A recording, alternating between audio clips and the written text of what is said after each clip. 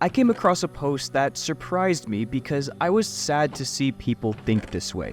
The post said, "I genuinely don't understand how people aren't ready to give up. Go to school, get a job, consume mindless media to distract yourself.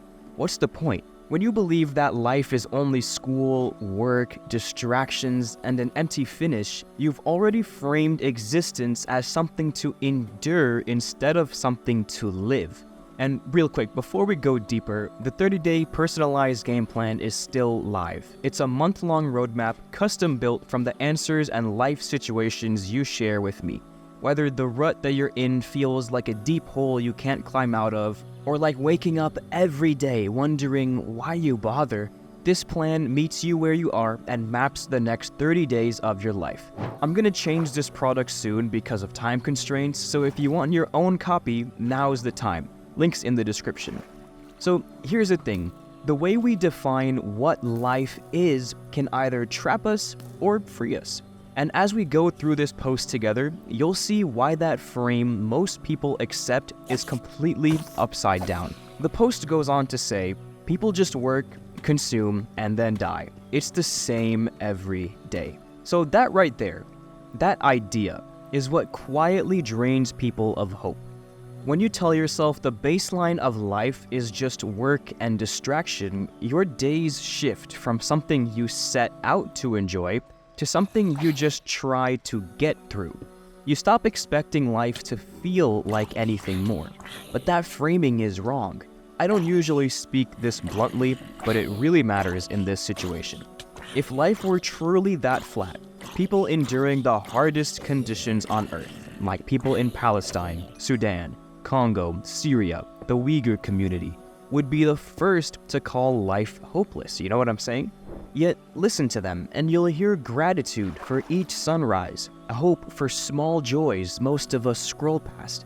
They don't wake up waiting for their terrible life to end. They wake up wondering how to make today count. And that alone proves the frame is broken. So here's a mini solution if you feel this way. Challenge the frame itself. Ask yourself, what if I'm wrong about what life is for? Think of some moments, even tiny ones from the last week or even longer, that felt alive or meaningful. They might seem small, but they prove your life is already bigger than just working and distraction. Maybe you just stopped noticing somewhere along the journey.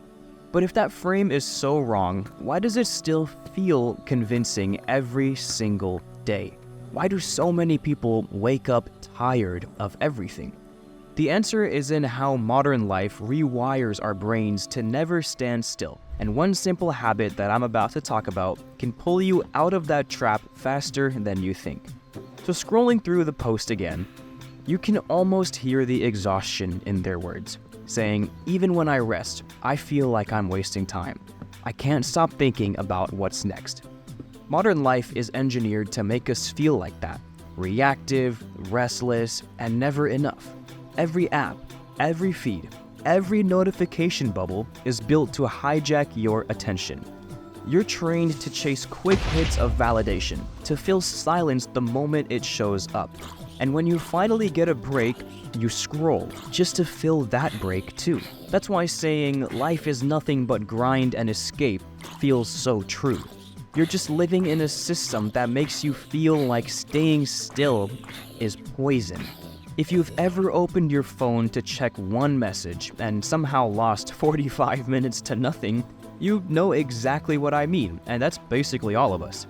It makes time disappear, but never in ways that actually fill you. So here's a solution that I have for you.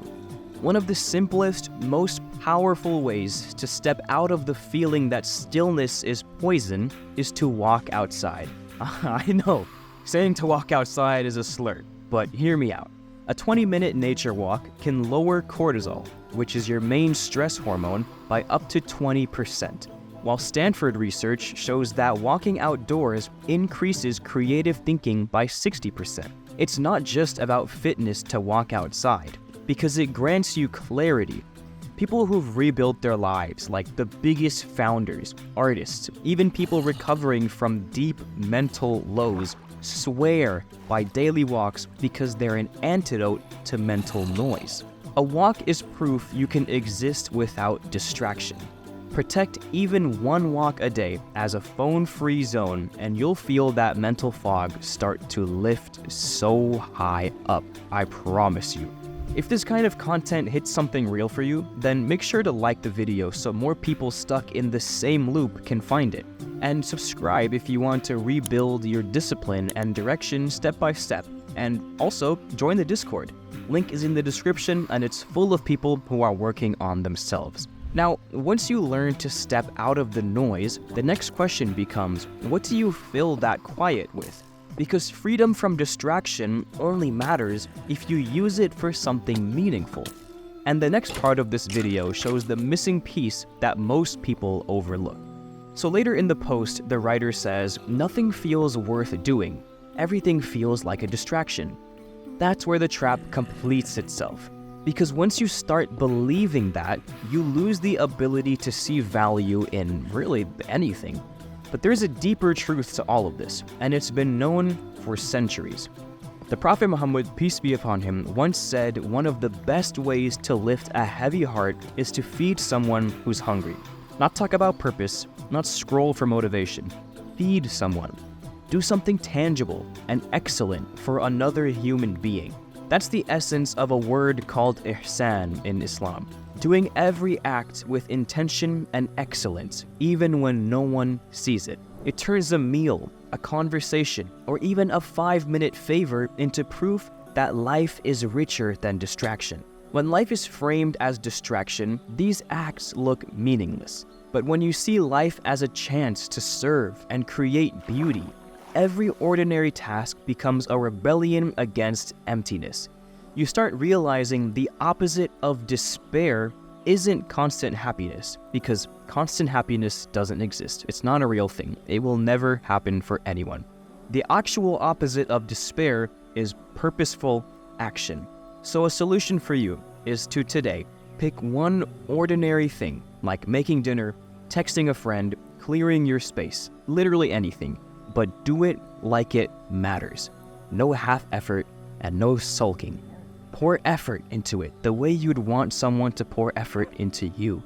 That single act of ihsan rewires how you see the rest of your day. And if you want a framework that helps you actually build these kind of habits step by step, that's exactly what I offer. Something that meets you where you are and keeps you from restarting every time life hits pause, which is all found in the 30-day game plan. Like I said before, it's personalized feedback that I give you based on your life's situation, your schedule, struggles, and goals. The plan I'll make for you helps you climb out of a rut, stop running in circles, and build the kind of consistency that creates visible proof your life is moving forward. If you tell me your mornings are chaotic, we rebuild them together. If your nights fall apart, we'll fix them. If your motivation disappears after 3 days, we'll build anchors that keep you going. Again, I'm not offering this for much longer due to time constraints, so if you've been waiting for the perfect moment, this is one of your last chances. Grab the link below and let's design a month that proves your life is far more work than distraction. So everything we've talked about, the mindset, the rhythm, the meaning, all of it leads to one truth about how fragile and how powerful human connection really is. Every step we talked about today, like refusing the false frame, clearing your head outside, practicing things with intention, points to something deeper. The quiet ways we keep one another alive. A kind word, a shared meal, a small check-in that tells someone they're seen. These aren't extras. They're the very threads that keep a life from unraveling. But still, there are moments when someone never gets that thread in time. When silence builds so thick that it hides every reason to stay, and the people around them only realize the depth of their presence when it's suddenly gone. It's a reality that can shake an entire family, a neighborhood, or a world. I came across a story that captures this with heartbreaking clarity.